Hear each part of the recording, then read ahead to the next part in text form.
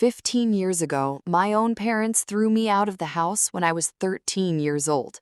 Last week, they showed up at my uncle's will reading with a private attorney and confident smiles, absolutely certain they would walk out with millions.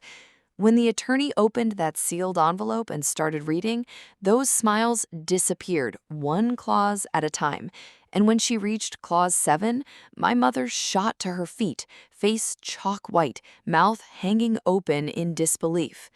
My name is Diana Meyers. I am 28 years old, and this is the story of the best prepared will in the history of my family. I grew up in a modest house in southeast Portland. My father, Richard, worked as an auto mechanic, my mother, Sandra, ran the checkout line at a grocery store, and our household with equal precision. She always knew exactly who deserved what. My sister Tiffany was 2 years older than me.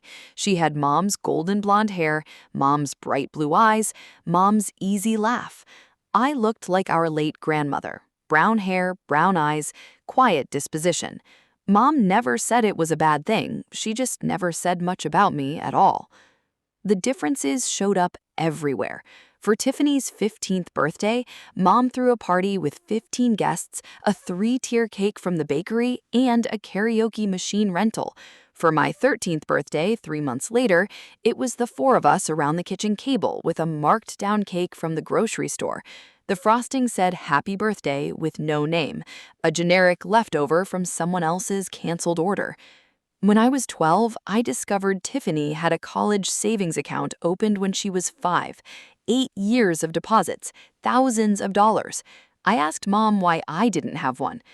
"Tiffany needs money for college. You'll figure something out. You're good at adapting." That was the first time I understood my place in this family. In April of 2010, I applied for the Oregon STEM Summer Academy at Oregon State University, a 6-week residential program for students who showed exceptional promise in science and mathematics. The scholarship covered everything, total value $4,200. I didn't tell anyone I applied. I had learned not to get my hopes up out loud in that house. On May 15th, the acceptance letter arrived.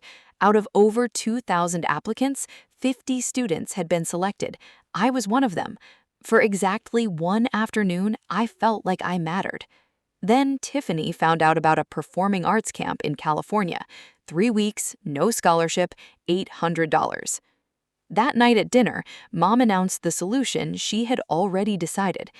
"Diana, you'll decline that science thing. We can't afford to send both of you, and Tiffany's camp will help her college applications."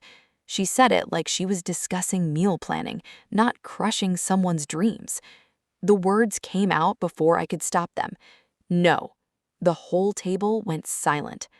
"This scholarship isn't your money to redirect. I earned this. It's mine." Mom looked at me like I had transformed into a stranger. "If you can't sacrifice for this family, then you're not part of this family." At 13, I thought she was just angry. I didn't realize she meant it literally. 3 days later, I came home to find my belongings packed into 2 black garbage bags on the front porch. My mother stood in the doorway, arms crossed. She didn't look angry anymore. She looked resolved, like someone who had just finished an unpleasant chore. "I called Harold. He'll be here to pick you up. From now on, he's your problem." Behind Mom, I could see Dad in the hallway. He didn't look at me. He didn't say anything. I looked up at the second-floor window. Tiffany was watching from behind the curtain. When our eyes met, she stepped back into the shadows. She didn't come down. I waited on that porch from 6 in the evening until 10 at night. 4 hours. The porch light never came on. Uncle Harold lived in Seattle, 3 hours away. He drove through the night to get to me. When his gray Honda pulled into the driveway, I was still sitting on those garbage bags, knees pulled to my chest. He got out, walked up, looked at me, and wrapped me in a hug so tight I couldn't breathe. "From now on," he said, quietly, "you have a home." What I didn't know that night was that before Uncle Harold left Portland, my mother had signed a document. I was just a scared kid staring out the window, wondering what I had done wrong. It would take 15 years for that document to resurface, and when it did, it would change everything. Uncle Harold had built Meyers Property Holdings from scratch, a commercial real estate company started with a single office building, purchased after working double shifts for 6 years. He never married, never had children. When I arrived with nothing but 2 garbage bags, he didn't just take me in, he invested in me. I graduated high school as class valedictorian, earned my finance degree from the University of Washington, summa cum laude, got my CPA certification in 2019. Uncle Harold made me controller, then CFO. By 26, I managed a portfolio of 12 commercial properties worth $23.7 million. Uncle Harold sent me an email on my 26th birthday. Subject line, "To my daughter." The message read, "You don't need to prove anything to the people who abandoned you, but you do need to prove to yourself that you're worthy. You have. Happy birthday, Diana." In 15 years, my biological family contacted me exactly 3 times. Each time, they wanted money. None of those times did they ask how I was doing. In the summer of 2024, Uncle Harold received a diagnosis: congestive heart failure, advanced stage. He lasted 8 months. He passed on February 28, 2025, with me holding his hand. 1 week later, my phone buzzed with an unknown Portland number. Diana? 15 years hadn't changed my mother's way of saying my name. Sandra, not Mom, just her name. She expressed condolences, mentioned the memorial service, then pivoted to what she actually called about. There was a will reading coming up. Family had a right to attend these things. I spoke to Uncle Harold's estate attorney, Margaret Morrison, the next morning. Sandra had hired an attorney named Victor Harrington to challenge the will, alleging I had manipulated a sick man in his final months. They were demanding to attend the reading as family members of the deceased. I stared at Uncle Harold's photo on my desk. He was smiling, almost like he had planned for this. Margaret gave me 2 options: settle for $500,000 to $1 million and make them disappear quietly, or let them attend the reading and let the truth come out on the record. Harold had anticipated this scenario and left specific instructions. I called Margaret the next morning. No settlement, no buyout. If they want to be present for this, let them. We're not hiding anything. The will reading was scheduled for Friday, March 14th, 2025. I arrived 15 minutes early in a navy blue tailored suit. I had learned from Uncle Harold that the most powerful people in the room never need to announce themselves. At 2:03, the elevator doors opened. My mother stepped first. Black dress, pearl necklace, full makeup. Behind her came my father, my sister, and their attorney, Victor Harrington, with a Mont Blanc briefcase. Sandra entered the room like she owned it. She surveyed the room, found the center seat she expected to occupy, and was directed to the wall instead. She was not even at the table. She worked the room before sitting, stopping near charity representatives to announce herself loud enough for everyone to hear. "I'm Sandra Meyers, Harold's sister-in-law. It's so tragic how some people come into a family and create division." I kept my eyes on my folder. Sandra fed on reactions. I gave her nothing. Margaret broke the seal on the envelope at 2:10. She noted first that a psychiatric evaluation conducted 8 days before the will was signed confirmed Harold possessed full testamentary capacity and was under no undue influence. I caught Sandra exchanging a glance with Harrington. They had been banking on challenging Harold's mental state. This complicated their strategy. Margaret turned to Article 5. Regarding Richard James Meyers, brother of the deceased, I make no provision in this will for my brother Richard for the following reasons, which I wish read aloud and entered into the record. Sandra's smile flickered. First, Richard borrowed $80,000 from me in 2002, with a written promise to repay within 5 years. 23 years have passed. Not $1 has been returned. Richard's face went pale. Second, on July 15, 2010, Richard and his wife Sandra voluntarily executed a legal document relinquishing all parental rights to their daughter Diana Marie Meyers, transferring full guardianship to me. This document was properly witnessed and notarized.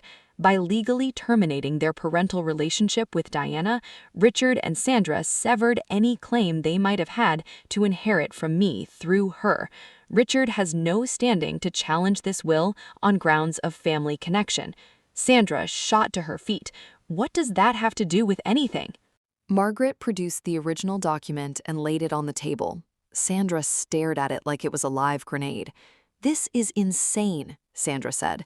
"That paper doesn't mean anything. We're still her family. She manipulated Harold. She poisoned him against us." I spoke quietly, the way Uncle Harold had taught me. Never raise your voice.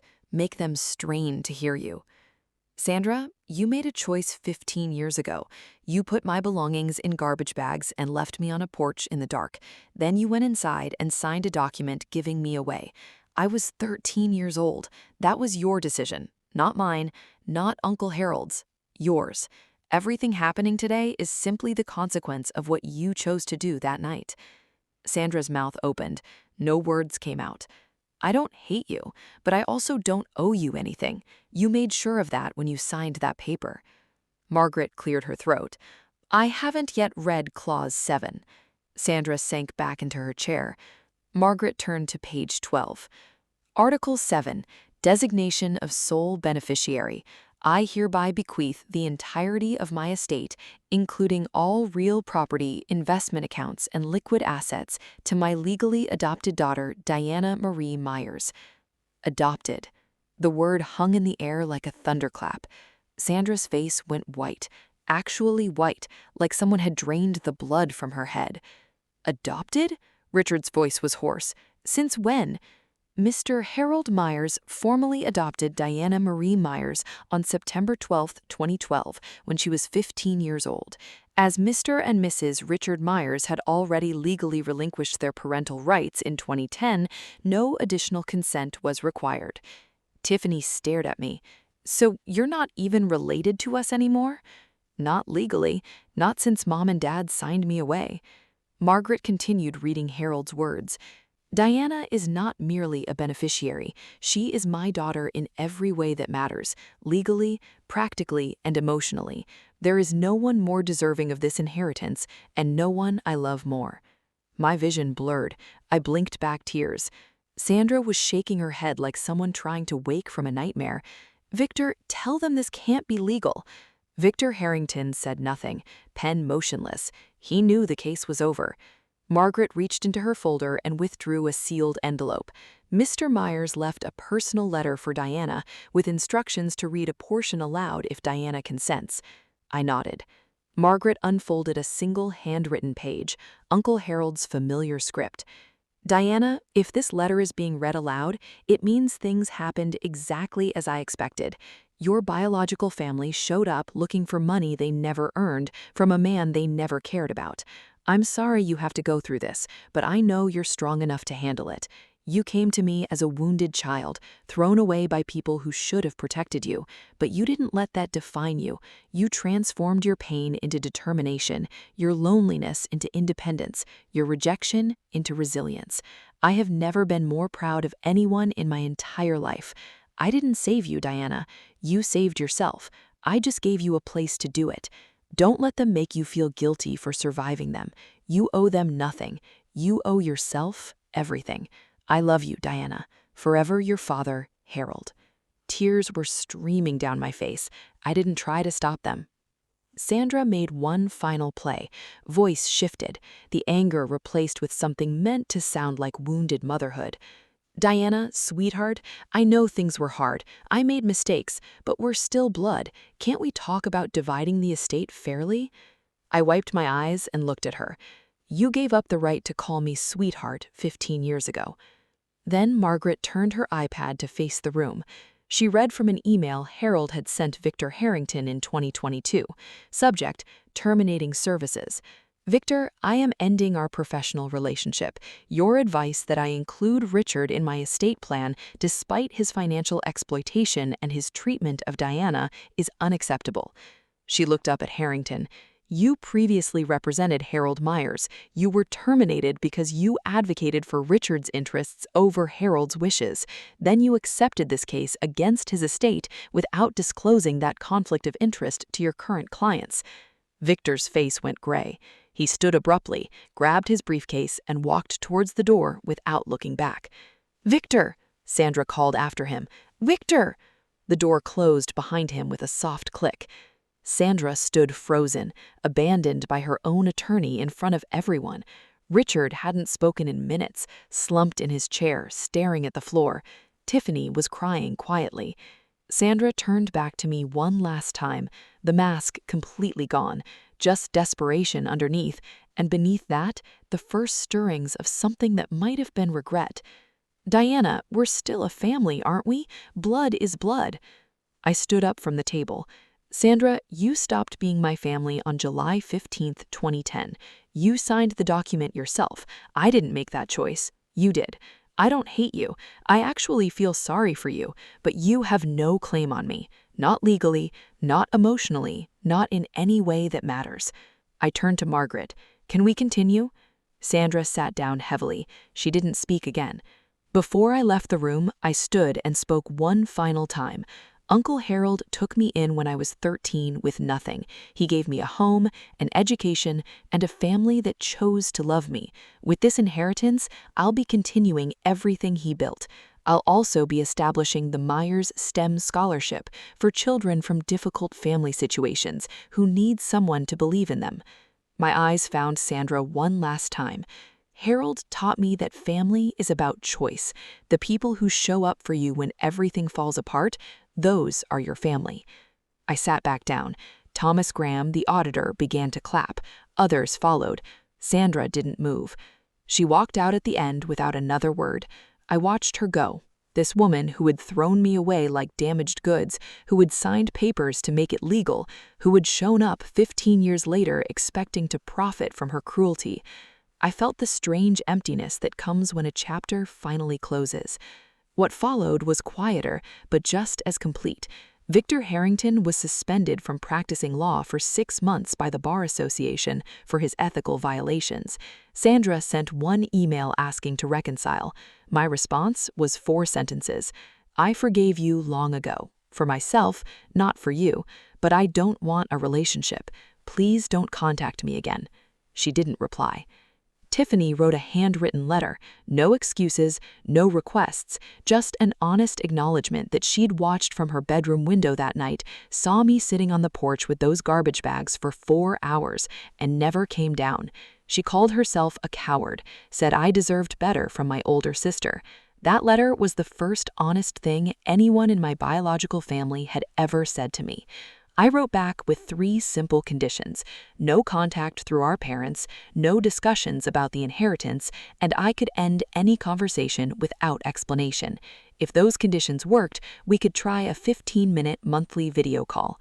Her reply came 3 days later. One word: accepted. 1 year after the will reading, I stood outside the first building Uncle Harold ever purchased in 1987. A bronze plaque had been mounted beside the entrance. The Harold R. Meyers Building, in memory of a man who chose love over blood, 1953 to 2025. I touched the letters of his name.